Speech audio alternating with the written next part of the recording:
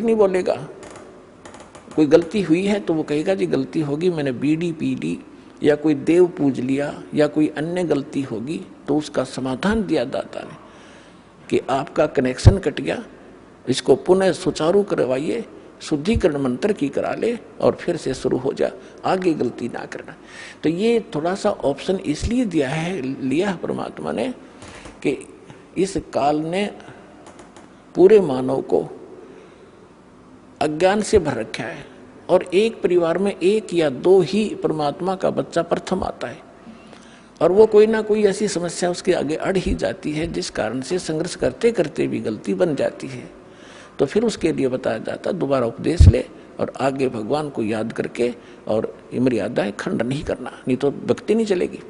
तो एक दो बार आपको ये ऑप्शन दिया गया है और आप इसको फिर दोबारा ले लीजिए मंत्र, आप फिर स्टार्ट हो जाएंगे। जैसे किसी का मंत्र खंड हो जाता है, दूर देश में बैठा है और उसका पर जहाँ फोन आता है, प्रार्थना होती है, तो उसका मंत्र खंड भी होता है, तो भक्ति बंद नहीं करनी चाहिए उसने, क्योंकि उसने नोइंगली नहीं कर रखी। तो फिर उसका जो डिपॉजिट होगी भक्ति वो सुचारू कर दी जाएगी, वो उस ओरिजिनल अकाउंट में आपकी आ जाएगी।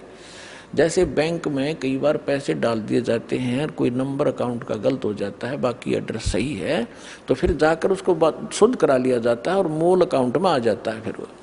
तो ऐसे आप कई एक भगत कह रहा था जी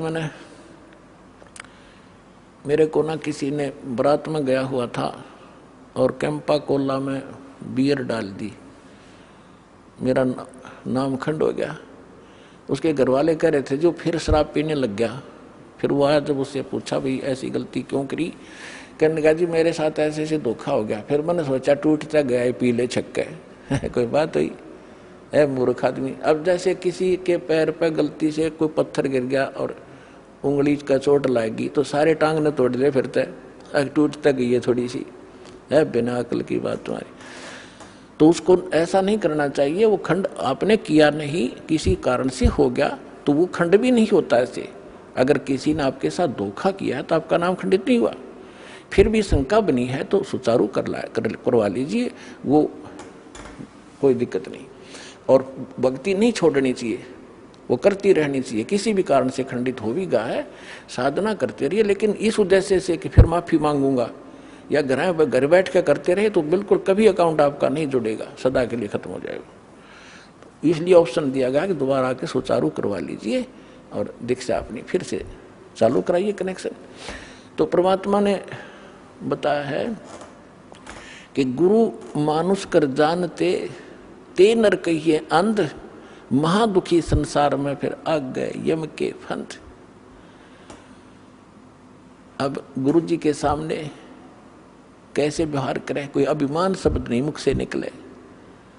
जिन बातों से गुरु दुख पावे उन बातों को दूर भगावे। जिन बातों गुरु किन बातों से दुख पाओगा, आप कोई गलती कर रहे होगे या कोई मर्यादा भंग करते हो, हमारे अनुकूल नहीं चल रहे हो, तो गुरु जी दुखी होते हैं। इसलिए उन बातों को तुरंत त्याग देना चाहिए जिससे गुरु दुख हो। गुरु दुखी तो भगवान दुखी, और भगवान दुखी होगा तो काहे के भक्तम।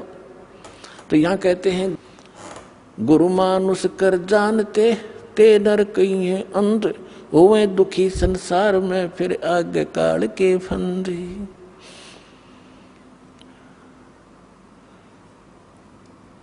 गुरु को पुरुष कर जाने और पूरे गुरु की सेवा ठाने। तो जो प्रसंग चल रहा है कि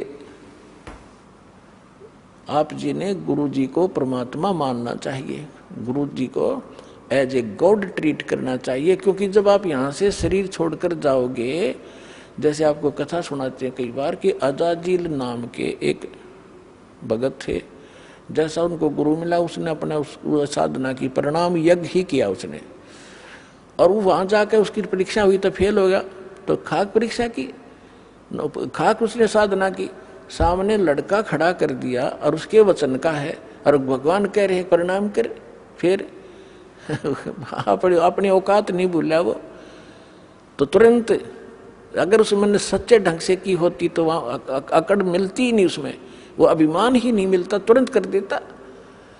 अपने बालक को, अपने बच्चे को हम कंधे बैठाते, अपने बेटा बेटी को सिर पर बैठा लेते, ऐसे कंधे बैठा कर उसके दोनों पैर पकड़ लेते, तो वहां क्या दिक्कत थी? उस मूर्ख को बिना ज्ञान के ऐसे मार खाता इंसान। तो पुण्यात्मा, जब आप यहां से शरीर छोड़कर चलोगे, ठीक आपकी साधना जो कर रखी है वो जैसे मूल कमल से चलोगे, और मूल कमल से चल के फिर आपका जो सब, क्योंकि मूल कमल फिर स्वाद चक्र, नाभि चक्र, हृदय कमल, कंठ कमल, फिर त्रिकुटी पर पहुंचोगे। तो यहां तक तो आपका अकाउंट क्लियर मिलेगा, लेकिन त्रिकुटी पर जाके